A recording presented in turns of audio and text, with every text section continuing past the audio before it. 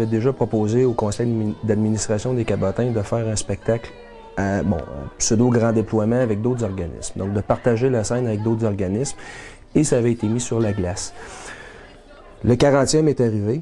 On se rappelait tous des Misérables là, 10 ans avec le 30e et on s'était dit, avec l'expérience qu'on avait acquis il y a 10 ans, ça serait peut-être bon de faire un autre gros spectacle à grand déploiement. Et là, l'idée de ramener et de joindre à nous deux autres organismes ou d'autres organismes est venue nous rattraper. On a décidé de prendre Roméo et Juliette parce qu'on jugeait que ça rejoignait beaucoup plus de monde et beaucoup plus de groupes d'âge aussi.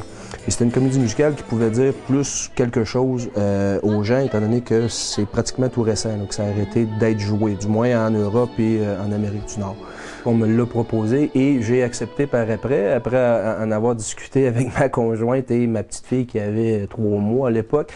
Mais je trouvais que c'était un beau défi à relever. Oui, pour une première mise en scène. Certaines personnes diront ou ont pu dire que c'est gros pour une première mise en scène. Maintenant, faut savoir s'entourer des bonnes personnes aussi. Et c'est, je crois, ce que j'ai fait aussi. Donc, au sein de mon équipe, j'ai su m'entourer de personnes un petit peu plus expérimentées, avec des gens qui étaient avec plus ou moins d'expérience.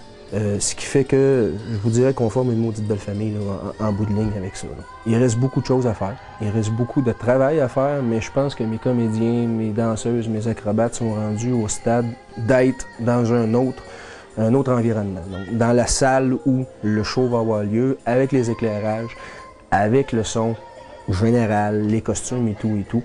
On va être prêt pour le 1er février et on attend, on l'espère, les gens en grand nombre. Puis juste pour ajouter quelque chose, les gens, premièrement, il faut qu'ils se disent que c'est un show à grand déploiement dans une région et fait par des gens de la région et fait de façon bénévole.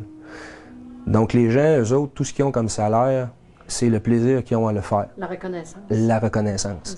S'il n'y a pas de monde, il n'y a pas de reconnaissance. Donc il faut que les gens viennent, il faut que les gens soient fiers de leur région aussi.